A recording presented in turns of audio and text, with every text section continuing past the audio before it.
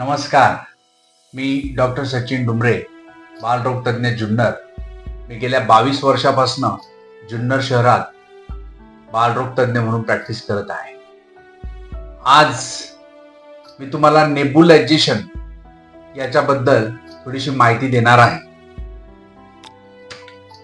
नेबुलायझेशन म्हणजे एक छोटस मशीन आहे, त्याला आपण ब्रीदिंग मशीन म्हणूया, की ज्याचा उपयोग आपण खरं तर फुफ्फुसाच्या आजारांसाठी प्रामुख्याने करतो.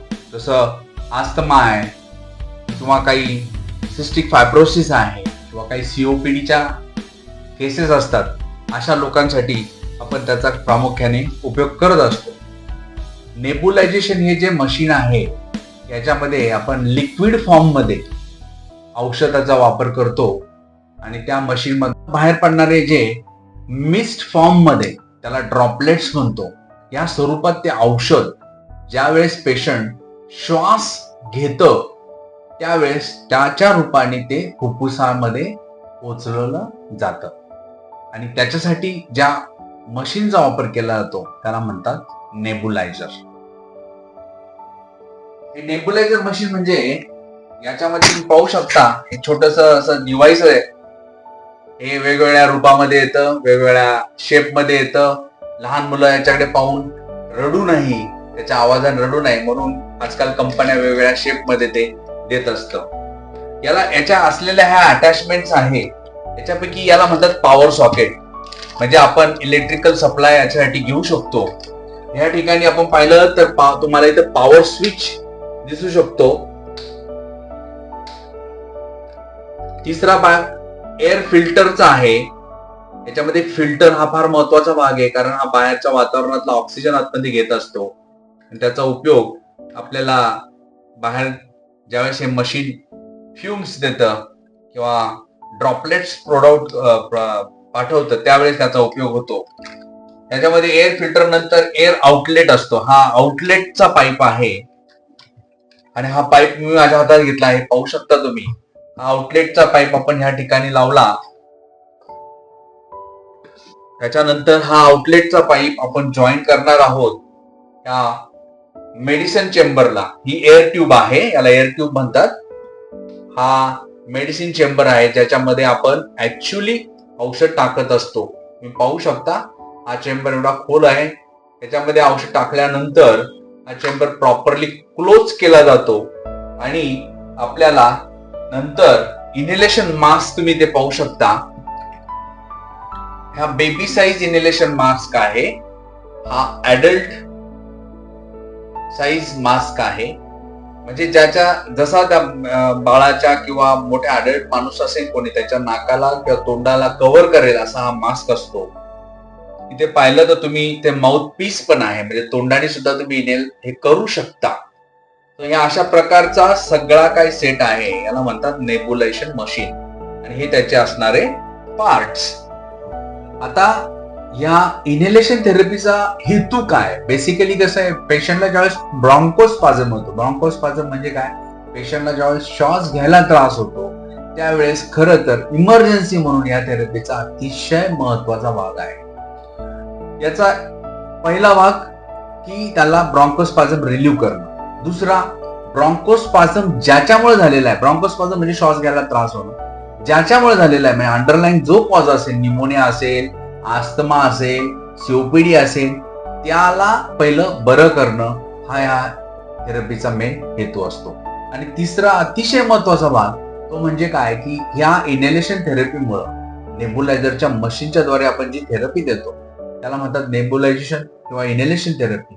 या इनहेलेशन थेरपीमुळं तो जो काय कफ आहे त्याला लवकरात लवकर पातळ करणं, लिक्विफाय करणं आणि इमिजिएटली त्याला बाहेर काढणं हा ह्या थेरपीचा मेन उद्देश असतो, हेतू असतो.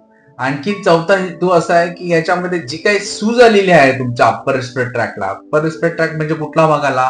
नाक आलं, नाकाच्या कॅव्हिटीज आल्या, नाझल कॅव्हिटीज आला आपण म्हणतो. त्याच्यानंतर आपला थ्रोट आला, थ्रोट मध्ये लॅरिंग्स आणि फॅरिंग्स इथपर्यंतचा जो भाग आहे that is called upper respiratory track. आणि याच्यामध्ये प्रामुख्याने काही वातावरणातले बदल झाले, काही मुलांच्या खाण्यातले काही बदल झाले, तर प्रामुख्याने याच्यामध्ये बाळाला सूज येत असते, त्याला इन्फ्लमेशन म्हणतो.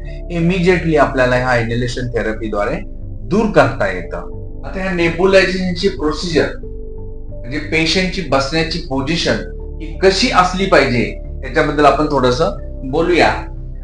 जर बाळ छोटं असेल, 2 वर्षाखालचं बेबी असेल, अगदी जन्माला आलेलं बाळ असेल, न्यूनेट असेल, 1 वर्षापर्यंतचं बाळ असेल, तर त्या बाळाची आई एक तिच्या मांडीवर घेऊ शकते, ज्याच्या साधारणतः पोझिशन 30 ते 45 डिग्री ह्या प्रमाणात ते असलं पाहिजे. म्हणजे नेबुलेशन देताना बाळाला त्रास होणार नाही. आणि किंवा आई बाळाला साधारणतः त्याच्या मांडीमध्ये सुद्धा घेऊन बसू शकते आणि बसून सुद्धा ती वाफ देऊ शकते. पेशंट जरा थोडस ऍडल्ट असेल, थोडस मोठं असेल आणि ते व्यवस्थित तुमच्या ऑर्डर इन्स्ट्रक्शन फॉलो करणार असेल, तर त्याला तुम्ही बेडवर झोपू शकता. त्या बेडला तुम्ही साधारण 30 ते 45 डिग्रीची पोझिशन देऊन त्याचे नी फोल्ड व्यवस्थित झाले पाहिजेत, या पोझिशन मध्ये सुद्धा तुम्ही त्याला ती वाफ देऊ शकता. आपण हेच आता पाहिलं, बाळाला पोझिशन कुठल्या स्वरूपात दिली गेली पाहिजे. तर हे सर्व करत असताना तुम्ही प्रॉपर एज्युकेशन त्या पेशंटला किंवा त्याच्या आई वडिलांना हे दिलं गेलं पाहिजे. इनहेलेशन घेताना काळजी काय स्वरूपाची घेतली गेली पाहिजे. साधारणतः पेशंटला आपण ज्यावेळेस वाफ देत असतो, पेशंटनी श्वास घेणं, थोडा वेळ थांबणं, परत सोडणं, अशा पद्धतीने खरं तर त्याला वाफ दिली गेली पाहिजे. पण हे सगळ्या गोष्टी करत असताना आपण जर लहान बाळांचा विचार केला, तर लहान बाळ आपले इन्स्ट्रक्शन काय फॉलो करणारे नसतात, ते सतत रडत असतात. मी तर म्हणेन की रडत असताना सुद्धा नेबुलायझेशन सगळ्यात चांगलं दिलं गेलं जातं. कारण बेबी ज्यावेळेस रडत असतं त्यावेळेस डीप ब्रिदिंग पण घेत असतं आणि एक्सेल पण तितक्याच स्वरूपात करत असतं. त्यामुळे ती सगळ्यात बेस्ट प्रोसिजर आहे. आणि बाळ रडतंय म्हणून तुम्ही नेबुलायझेशन बंद करणं हे चुकीचं आहे. तुम्ही वाफ देऊ शकता. तर बेसिकली आपला जो पर्पज आहे की जे औषध आहे ते बाळाच्या लंग्स मध्ये डिलिव्हर झालं पाहिजे. आणि त्यासाठी आपल्याला बेसिकली ज्याची गरज असते ते म्हणजे फक्त लंग्स ची हालचाल किंवा त्याची बाळाची श्वासाची गती. ज्या पद्धतीने बाळ श्वास घेईल तितक्याच पद्धतीने बाळ एक्सेल करत असतं आणि अशा स्वरूपात त्याला ती वाफ दिली गेली. आपण हे सर्व करत असताना आपण स्वतः डॉक्टर किंवा आपल्या स्टाफनी कुठल्या स्वरूपातली काळजी घेतली गेली पाहिजे. पहिल्यांदा सगळ्यात महत्वाची गोष्ट म्हणजे हँड हायजीन. म्हणजे तुमचं हँड वॉश परफेक्ट पाहिजे, व्यवस्थित पाहिजे. सेकंड थिंग, तुम्ही जे काय मेडिसिन ज्या पेशंटला देणार आहात तो तुमचा client it should be right, he should be right, तर तो व्यवस्थितच पाहिजे. कुठल्या टायमिंगला तुम्ही देत आहात ते तुमचा टायमिंग राईट पाहिजे. आणि choice of drug he depend, जर डॉक्टरांनी तुम्हाला जशी ऑर्डर सांगितलेली आहे त्या पद्धतीने तो फॉलो केला पाहिजे.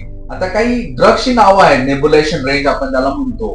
कॉमनली आपण जे काही प्रामुख्याने हे नेबुलायझेशन जे वापरतो हे फक्त आणि फक्त लंग्सचे आजार बरे करण्यासाठी वापरत असतो. याच्यामध्ये काही बुलिनोसाइड नावाचं एक ड्रग आहे, लिओसाल्बिटामॉल नावाचं आहे, किंवा लिओसाल्बिटामॉल आणि आयट्रोपियम नावाचं एक ड्रग आहे, फॉर्मेट्रॉल नावाचा एक ड्रग आहे, किंवा ग्लायकोपायरोनियम नावाचा एक ड्रग आहे, आणि नॉर्मल सलाईन 3% हायपरटोनिक सोल्युशन. अशा पद्धतीची ही जी काय औषधं आहेत किंवा ही काय जी मेडिसिन्स आहेत ही आपल्याला एरोसॉल फॉर्म मध्ये त्या बाळाला किंवा अडल्ट माणसांना द्यायची असतात. तर ती त्या डॉक्टरांनी त्याचे डोसेस वगैरे ठरवलेले असतात. ते तुमच्या स्टाफनी व्यवस्थित पद्धतीने प्रॉपर वेनी ते फॉलो केले गेले पाहिजे. याचबरोबर त्याचा रूटही परफेक्ट पाहिजे. इनहेलेशन हा ह्या औषध देण्याचा एक रूट आहे. असे बरेच रूट असतात. काही लोक तोंडाने औषधं खातात, काही आपण इंजेक्शनच्या रूपात देत असतो. हाचा रूट जो आहे हा सुद्धा इनहेलेशनच्या रूपात असतो. आणि सगळ्यात महत्वाची गोष्ट जी आहे ती स्टाफनी किंवा डॉक्टरांनी मेंटेन केली गेली पाहिजे ती म्हणजे राईट डॉक्युमेंटेशन. प्रॉपर डॉक्युमेंटेशन, किती तासांनी ही वाफ दिली गेली पाहिजे, किती डोस प्रॉपरली गेला पाहिजे, हे याचं राईट डॉक्युमेंटेशन होणं तितकंच गरजेचं आहे. आणि आपण कशासाठी ही इनहेलेशन थेरपी देतोय हे तितकंच महत्वाचं आहे. या सगळ्या गोष्टी करत असताना त्या पेशंटचा रिस्पॉन्स तुमच्या ह्या थेरपीला किती चांगला मिळतोय हे सुद्धा तुम्ही पाहिलं गेलं पाहिजे. आणि सगळ्यात महत्वाचं, सगळं झाल्यानंतर तुम्ही पेशंटला एनकरेज केलं पाहिजे, त्या बाळाला एनकरेज केलं पाहिजे की कफिंग आउट, तू खोकला काढायचा प्रयत्न कर.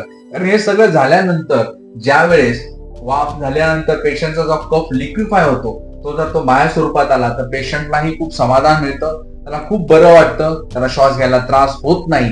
अशा पद्धतीने ह्या इनहेलेशन थेरपी असतात.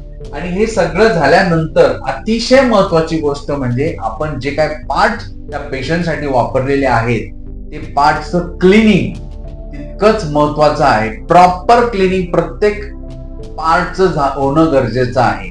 शक्यतो मास्क हा विषय जो आहे, ज्यावेळेस कॉमन नेब्युलायझेशन असतो हॉस्पिटलमध्ये, मशीन बऱ्यापैकी 2-3 मशीन असतात आणि वाफ घेणारे बरेचसे मुलं असतात.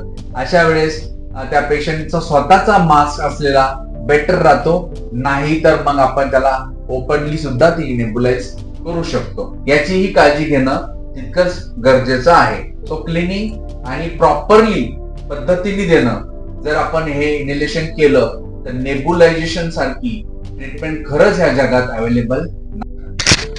तर आपण आतापर्यंत जे काय बोललो आजचं फायनल ते म्हणजे हे नेब्युलायझेशन मशीन हे कसं पाहिजे आणि याचा उद्देश काय, हे कुठल्या पेशंटला दिलं गेलं पाहिजे आणि कशा पद्धतीने दिलं गेलं पाहिजे, त्यामध्ये वापरणारे मेडिसिन्स कशा पद्धतीने टाकले पाहिजे, त्याचे राईट डोसेस कसे असले पाहिजे, त्याचं प्रॉपर डॉक्युमेंटेशन कसं असलं पाहिजे आणि फायनली सगळ्यात महत्वाची गोष्ट म्हणजे याचं क्लिनिंग कसं झालं गेलं पाहिजे, याबद्दल आपण सर्व काही माहिती दिली.